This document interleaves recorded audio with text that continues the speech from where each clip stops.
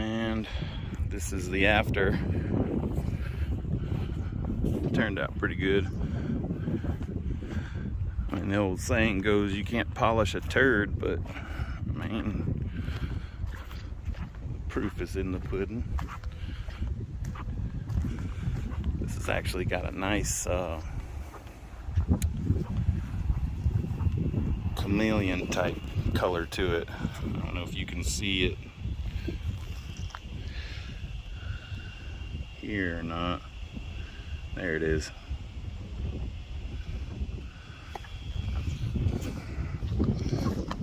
Actually turned out super nice. For a $200 car, man, it's not that bad.